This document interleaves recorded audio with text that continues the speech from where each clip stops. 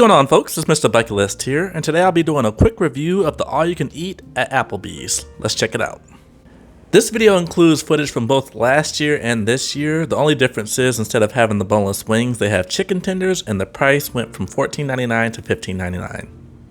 So on the plus side, if you like this type of food, so like almost like bar pub food, you may enjoy this. I mean, Applebee's isn't known for the best quality out there, but again, this isn't a really high price, especially in today's economy. You could spend this at a fast food place like McDonald's.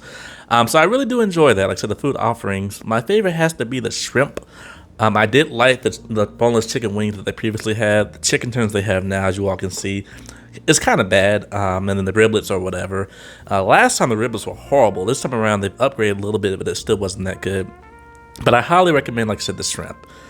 Now, one thing I really don't like about this Applebee's all you can eat, and this kind of goes for any restaurant that does this type of service, like Olive Garden, Red Lobster, stuff like that, is they purposely slow down the pace as far as bringing out your secondary meal. So you'll get your first one like usual, but then they ask you want a refill, and it takes like 15 to 20 minutes. So if you're really trying to get your actual fill in, you'll be in there for more than an hour, hour and a half. And this is me by myself, where I'm not talking to anybody, I'm just eating and going.